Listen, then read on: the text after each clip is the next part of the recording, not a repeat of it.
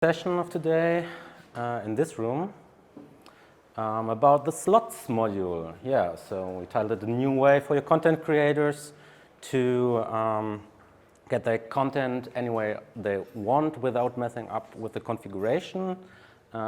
We will explain what this means for us. Probably you all but already know what we mean with that. So first, quick through the agenda.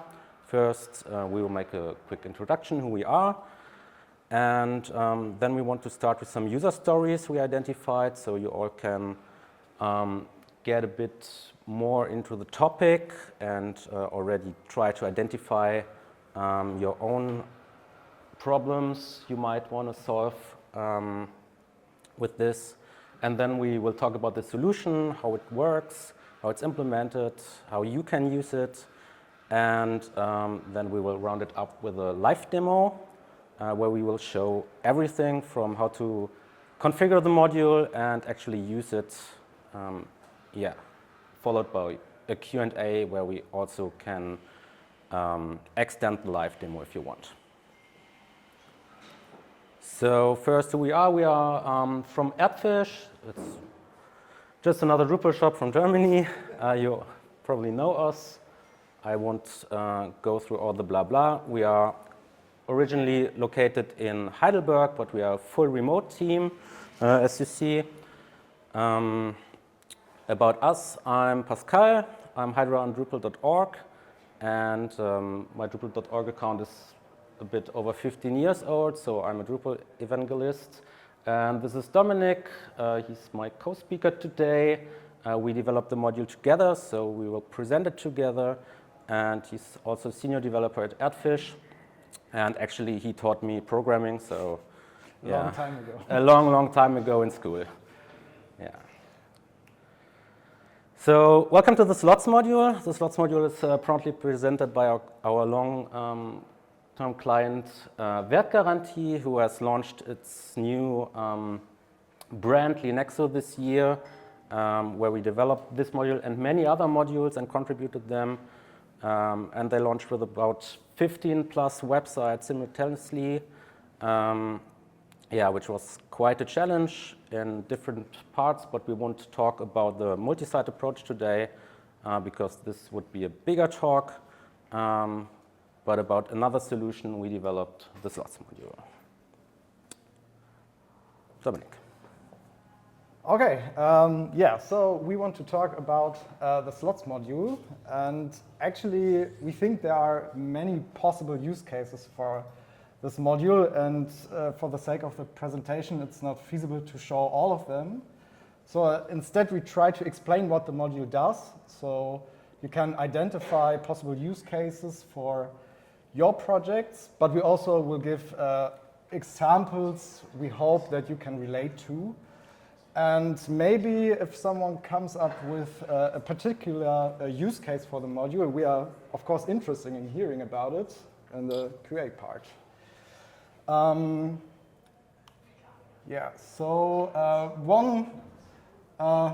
simple example we think about is a small, simple editorial website, a food blog. And such a website might have a front page, like you see on the screen. It has articles which are edited by content creators. It might have some views that lists articles. There might be also different content types like recipes and some general pages like the login page or a contact form, something like this. That's what we want to think about here. And the client that hosts such a website might want to promote something like a different company, his own company, or specific products wants to sell in his shop or something like that. Okay. So the client might come up with requests like, can we put an about the company blog in all sidebars in our blog? Okay, you all know this. The website is ready. We saw it, and so our blog pages are content types. They have a default layout, probably made with a layout builder or with block UI, whatever your flavor, and now you want to have content in the sidebar, which is not meant to be there. So how do we solve this? Okay, we can just put a block there, but blocks are actually config. Also, they are created as content, but the moment you place them, they are generating configuration. So we as developers, we say, yeah, we can do this, but we don't like this because it will mess up our configuration system. It will mess up with our development workflows. So we need to go on the live page, create the content there, export it somehow to our local development system. And then we have our dependency management messed up because in our configuration there's a new entry with content dependency on some random content. And yeah, you all know this is really ugly. But yeah, the budget, it needs to go quick. And okay, yes, but we do it, but it's an exception, right? It's always an exception. It's never an exception.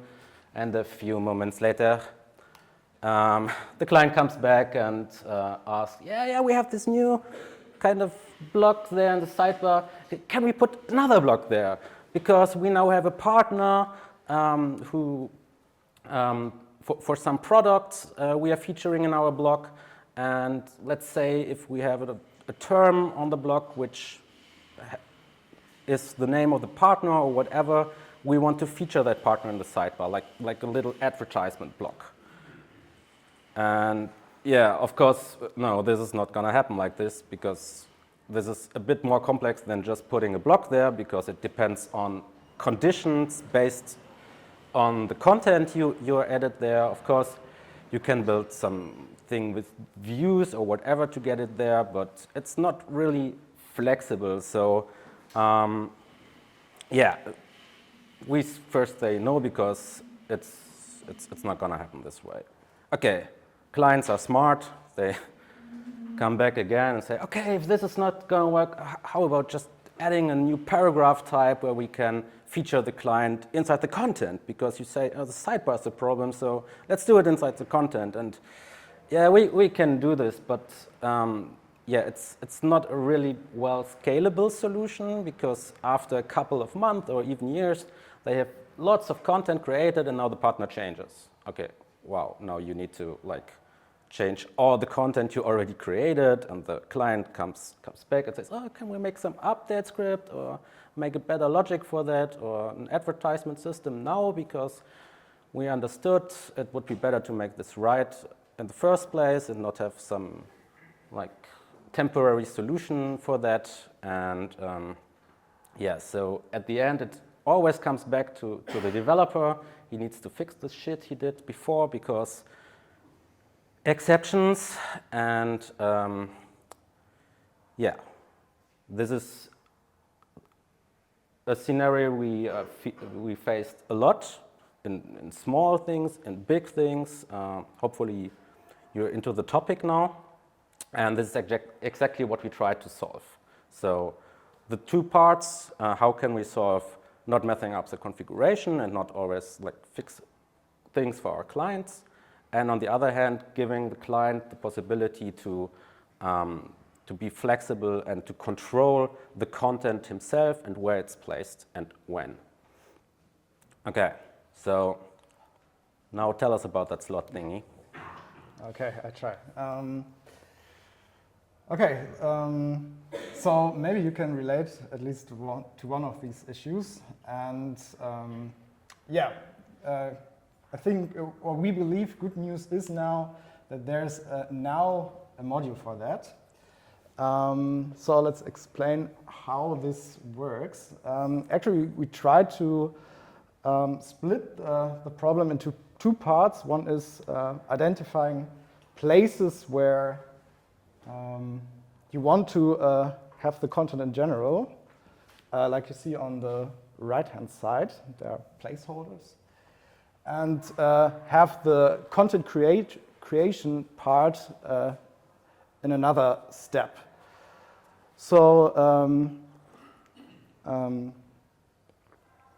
maybe I go in detail how this placeholder works and how you can define where your content ends up now. So first part is finding places where you want to have content in general.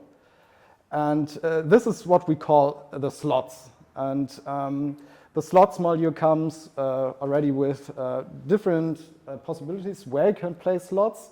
The maybe easiest one is that there's a block for that, so you can place slots everywhere where you can place blocks, so in Layout Builder or Block UI. But you can also place slots in views areas as paragraphs. I think that's in a submodule. And also in quick templates. And if you have other ideas, like maybe a pseudo field, I don't know, then this should be also possible with reasonable amount of development. Okay, so once you have decided where you want to place content in general, you have to think only about two things. First one is how you want to call the slot or identify the slot. That's the slot ID. And how much content you want to allow in this position. Like, do you want to show only one content at maximum, or can there be multiple, like only 3, or unlimited? That you have to decide when you place the slot. Okay, so this is great. Now we know how we can define places where we want to have content, but where do we write the content now? And how would you decide which content ends up in this or that slot? Try to answer this as clear as possible. So the content is now written as block content. You can create block content entities. And on these block content entities, there has to be a special field, the slots field, which allows the user to configure conditions on the content level that specifies on which circumstances this content shall be shown in which slot. So on the right-hand side, there's an example where a block content is configured with a content yay, and which should always end up in the slot with the ID header. No other conditions. If you want to have some other condition, like only on paths that start with block, then you would just add another condition here. Or you just want to show this content on the content type recipe, then you could also add this here as a condition. And we think that this is actually the great part about the slots module, because it gives the editor the power to specify exactly where he wants the content. And so he has all the flexibility when he creates the content.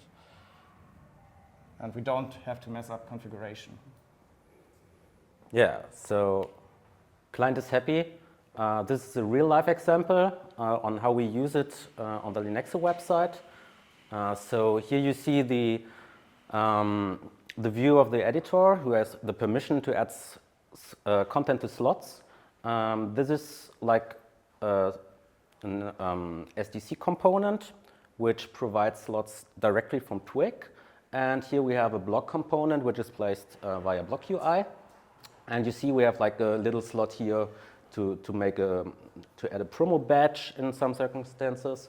We have a promo bar slot, and we even have some slots inside of this CTA where they can add additional content to the CTA, which is not included in the page itself. Like I think they use it for adding a login, or even adding like trust pilot widgets or something. I'm not sure. And this is how the block configuration actually looks like. So we have a content block of type promo bar, which will look like this when it's rendered. They can configure like all the colors and text and links and whatever. And they say, okay, we want this content to be displayed at the slot with the ID slot stage media promo bar. and like Dominic mentioned before in the example, just on some special paths. Yeah, this is how it works. Question? Yeah? For the last slide, what happens if the client puts this content into the slot for the green button? Okay, the question was what will happen if this content is actually pushed into this slot, right? Yeah, it will just look crappy. Yeah, so this is how it is. There's some editorial responsibility needed to use this, of course. So, and this is also like a really special slot version, which only works with a special block. Can we take the questions at the Q&A? Okay, cool. Just don't forget it. Yeah, so client is happy and the devs are happy because we don't need to do all the things we mentioned in the beginning. We just put the slots where they are needed, and the client can decide himself which content is rendered under which circumstances. And the slots module is available on Drupal.org and also has a stable release. It's done also. Since yesterday. Be careful. Well, we use it in production on a couple of projects already, so we are pretty convinced about the concepts, but nevertheless, try it for yourself and report issues, of course, especially caching things are really big thing we thought about and needed to figure out how we can solve this. We solved this with placeholders, so we reload the content after the page is rendered initially. But yeah, if you want to know more about that, we have more slides about that, but they are not part of the main presentation. So check it out. Of course, this module has tons of dependencies. Most of the modules we also created and contributed on Drupal.org, like the field you saw, which provides the widgets to configure the conditions, is one of those modules we created. It's the conditions module. Okay, so for those who still, like we say in German, only understood train station, I don't know how to translate this correctly, but I think the demo will make everything more clear now. So let's have a look on the agenda for a quick demo. We show you how to install the modules and which modules are needed. We will configure a block type in the Umami demo profile and place a slot, push some content into it, and if you want, we can make it a bit more fancy, probably with some input of you guys, like, I don't know, just showing the slot if you're logged in or whatever. Yeah. Let's dive into the demo. So this is all live. This is a clean installation of Umami demo. Drupal 11? Drupal 11, of course. And we required all the dependencies, so we don't need the internet. And I installed the slot modules. That's everything that happened to prepare this demo. So you see we have a couple of modules we already ship with slots directly. Dominic already told you about slot views. This gives you the possibility to put slots in views headers and footers. Twig, we saw this in the example from the client. Paragraphs, so you can put slots between your paragraphs. And inline block slots, it's something special, which gives you the possibility to add content to slots right from the front end. So you have like a little contextual link in the front end on the slot, and you can place your content directly. It will pre-fill the slot identifier for you, and it will be marked as non-reusable, so like Layout Builder does with its inline blocks, to not pollute your block, content block overview. All right, let's make it happen. Hopefully everything works. So we saw the modules installed. The next thing is we need to prepare a block type. Okay, Umami has those block types. I think basic block might be the simplest one to work with, but it will work with every block type, of course.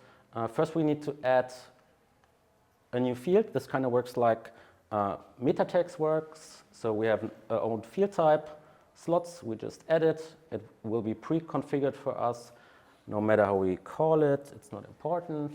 I always call it slots because it makes sense, right? We save the settings. And OK, this was everything we need to do. Now we need to place a slot somewhere in the layout. So probably someone has an idea where we can put a slot. Anyone? Yeah? A side-wide banner. A side-wide banner. OK, so just above the header? So in between here? Yeah, in the hero section. OK, so I'm no pro in Umami, but I think this is managed on block layout. There should be a region for that. Banner. Banner looked good. Banner top. Yeah, banner top. This looks like perfect. So all the banners are placed in here. So we just place a block here as well. And like Dominic mentioned, there should be a slot block. There it is. We place it. Now we give it an identifier. This is just a generated UUID for, well, I don't know why I did this, but we never use this actually. We use, so let's call it slot banner or something like this. And we can leave the cardinality at unlimited. We place the block, we put it above all the others, save that thing, and now we should have the slot banner placeholder on top of the banner on every page, right? This is working. I guess for anonymous user, the slot placeholder is yeah, not sure. visible. So I already mentioned that this is this needs a permission, so you can decide which users will see the slot placeholders around the site. Okay, so let's put something in there, right? So we told you we use the block storage for that because I think content blocks are pretty cool in Drupal 10. For those who know Drupal longer, blocks weren't always this cool, but these days blocks are really good content entities for doing things like that. And on the basic block, we should have now the slots widget, which is provided by the field we added previously. So let's give this a description. This is a demo slot banner. All right, give them some text. Okay, this is some demo text, whatever. Maybe a headline, whatever. You see, I'm pretty good at demos. Let's give this a, hey, give it a headline. All right, so we can see it. That's all. Okay, we stay in language in English, and now we say this content block should be used as slot content. So this is still optional. You can still use the block in any other way. You use blocks without having slots doing its magic here. And the first thing we need to do is adding a condition group. I know the UX is not perfect here, so if someone wants to contribute to the UX, this would be great. But what we support here is adding multiple condition groups, so you can put the same content into multiple slots under multiple conditions, so you don't need to recreate the content every time you have different use cases for placing the content. So we added a new group, and what you see here, this is done by the conditions module, which provides all this. And here we can now select which condition plugins we want to use to determine where it's placed. And the first thing we need to add is the slot condition. How did I call it? Slot banner. Oh, it's gonna be all right. So let's start with this one. We save this. We go back to the page, and yeah, whatever, it's working. Right. Okay. Thank you. Live demo. Yeah. Okay, this is pretty boring because we could have done this pretty easily via block UI, but But the crucial point is that it's rendered here is now content and not config anymore, because the placeholder is the config. And so this solves our problem. But let's make the demo a bit more fancy. For example, we just want to display the blog's content only on articles, for example. So we can now combine multiple conditions here. This is actually just the Drupal course condition plugin system we are using here. So every core condition is available out of the box.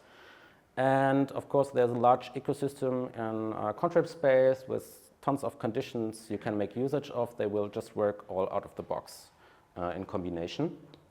So let's take another simple use case.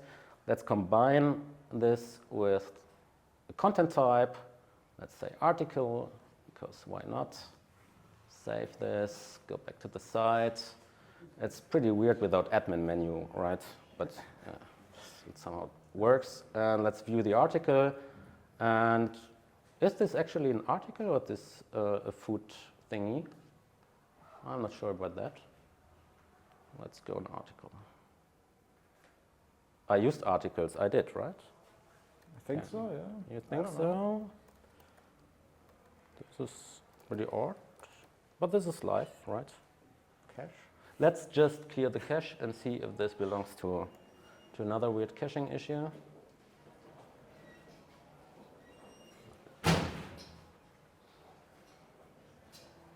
Okay, Oh, yeah. here we go. So now we see it here, and on the article's overview page, I know what the problem is. I'll show you guys. It's like always, it's the editor's fault.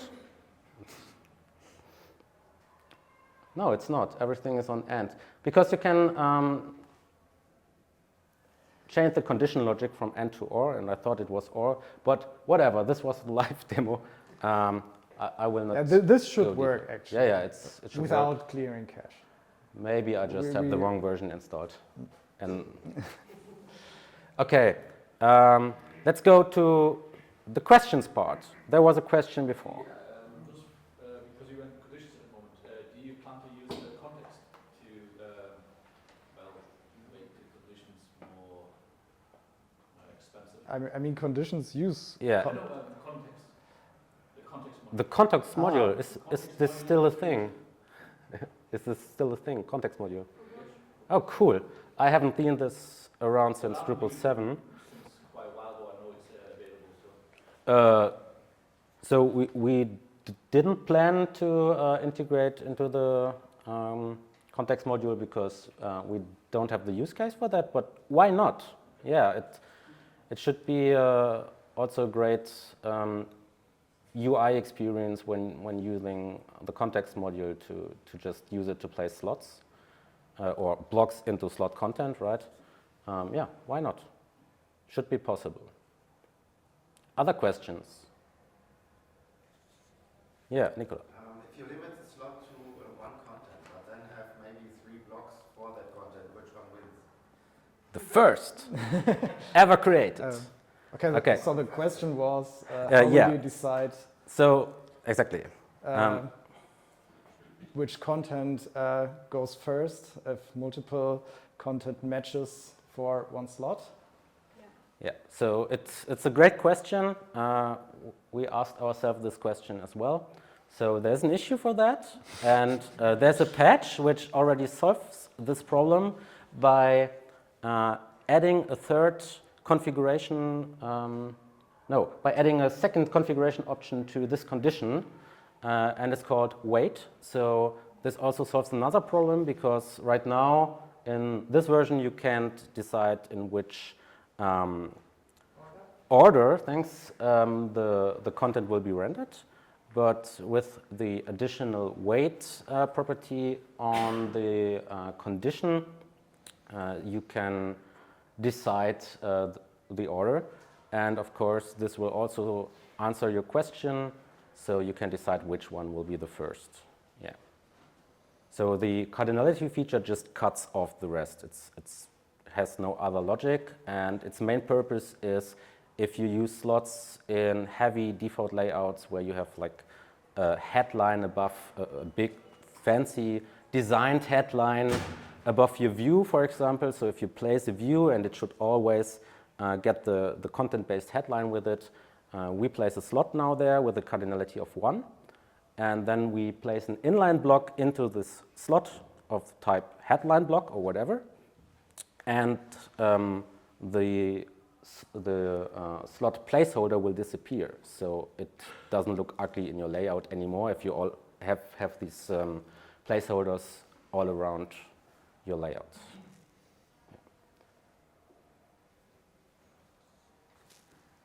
Why do I have to remember the slot identifier name instead of just selecting it from the list? So the question is, why do I have to remember the slot identifier instead of just taking it from a list? It's a pretty good question as well. So you don't have to remember, it's written there. So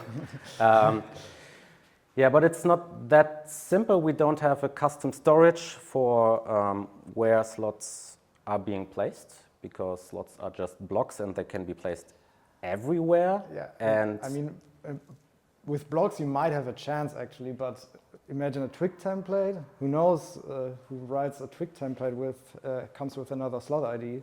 It's not so easy to get a list of all possible slot IDs.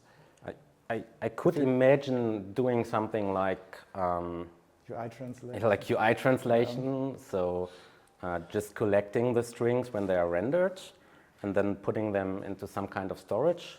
This might work, but we didn't think about this yet. So would be a great addition, I think. Thanks. Question? Yeah, so from a deployment workflow point of view, you would create your slots, export that, that's in your config, you deploy it, and then create the blocks. That's in the slots. Yeah. Yeah, the content creators. Right. Yeah. Yeah. And how easy or possible is it to then automate populating your slots? Because maybe they say, this is your content and this is the way it's supposed to come out. Can you use it with default content or something like that to then put it in the slot programmatically? Okay, so the question was, we now kind of solved how we don't interfere with our development and deployment workflows anymore, because we can deploy the config of the placed slots, right? But how about providing or pre-populating content for those slots? This is another problem.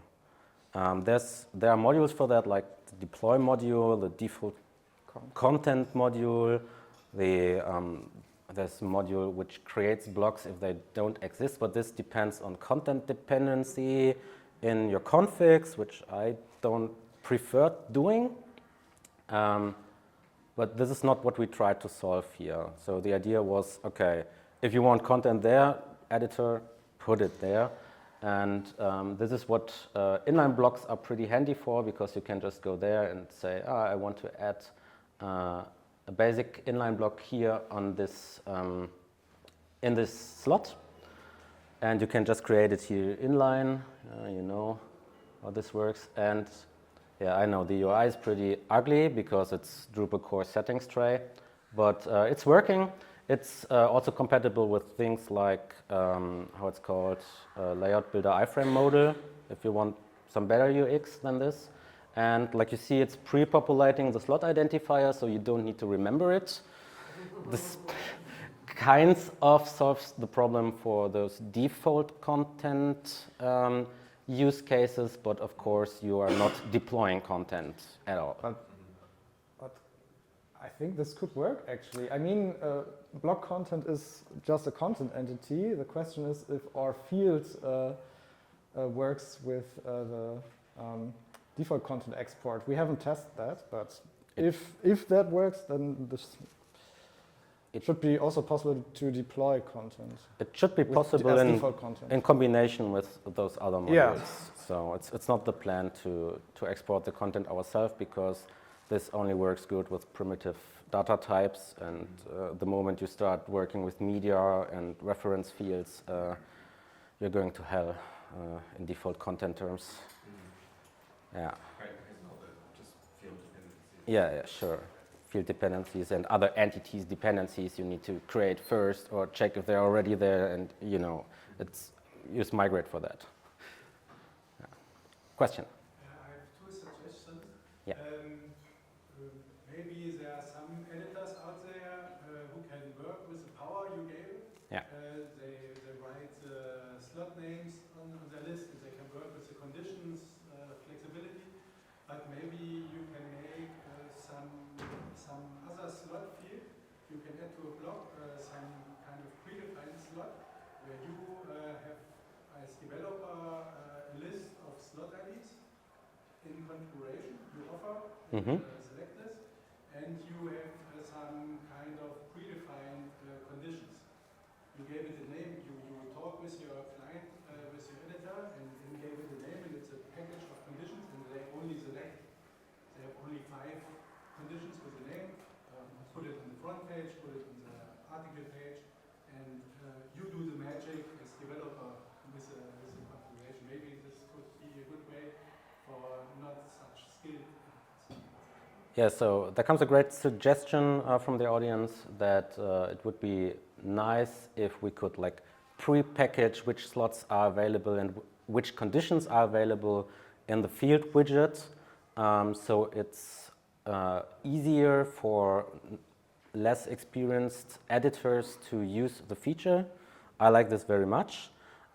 This should also be possible if you are a developer, because all this is just based on fields. So you have a field widget, you can just extend the widget we already have and pre-populate your content, maybe based on some configuration you add or hard-coded, whatever. I don't think we are going places where we offer like a configuration page where you can click these things together, because this will get very quick, very complex, and I'm not sure if we want to maintain this, but this would perfectly be possible in your own module or in Contrib as well. Yeah. Michael. Does it work with legacy blocks that are already there? Yeah, so the question is if this works with legacy blocks, so blocks that are already in an existing project? Yeah, I mean, the blocks you mean are already placed somewhere in the layout or block UI. Default block that already has content. That Yeah, okay. somewhere. I mean, if you place another block there, you would just end up with the block rendered twice. So you have to remove the placement of the. I'm not block sure if this before. was the question. It was like we have built something similar, like compared to the user story, but I could fathom to use slots and not like rebuild everything, Yeah. but use So- the blocks that the editors have already created. Yeah, and so turn them into slots. yeah, so what Dominic meant is, of course, if you want to make a drop-in replacement for blocks you already placed, of course you need to replace the existing block config with the slots. But the question was about, can we use blocks in an existing project we already have and make them slot content? And yeah, of course, you just need to add the field, and because it's an optional feature you need to enable on the field, you can just do it and reuse blocks you already created. Yeah.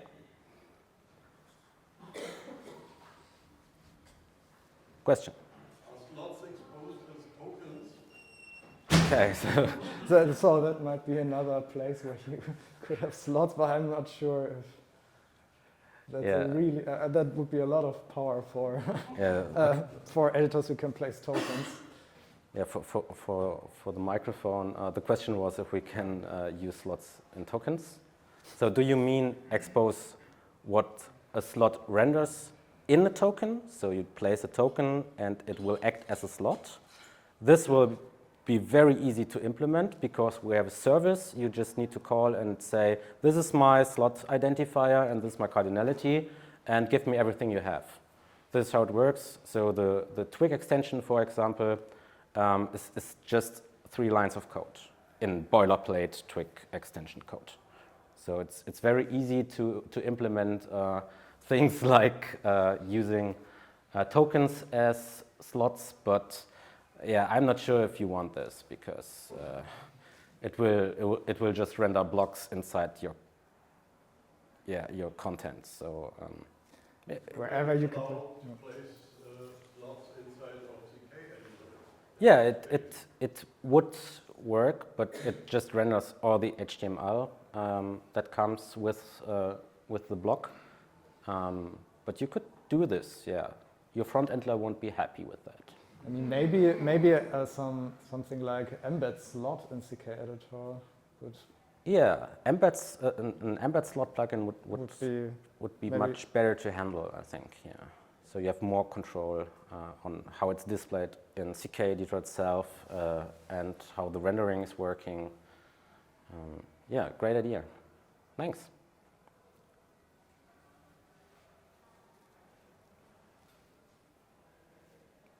No questions anymore? So let's go back because that's perfect timing, guys. We did this already, so we have some bonus slides. If you're interested in those things, we can tell you more about how inline blocks works, how all the modules are working. We built upon like the conditions module I mentioned. There's the plugin config form builder module. This is pretty interesting. You saw inside the field widget where we could just add all the condition plugins. This is this module which provides a form element which does this for any kind of plugin, not only for conditions. So you can build great user interfaces with that when you heavily work with plugins. Of course, there's a block plugin view builder we use to lazy load the block itself. Great module from Contrib. And this is another one, no one asked about this. There's a condition we use a lot in Contrib space. It's called entity field condition, which allows you to check via a runtime context on the page you are currently at if, for example, a node has a certain value in a certain field, so you can do magic like in our introduction. Show a promo bar on articles with the tag vegan or something like that. Exactly. This is what helps you doing this. So, and that's about us and about the slots module. Thank you for all the great questions and suggestions. Yeah, if you want to talk about that and have more questions, we are around all the weekend. I'm Hyra on Drupal.org. He's Halo, so check out our profiles if you're interested in what else we are doing and contributing. And yeah, thank you very much. Thank you.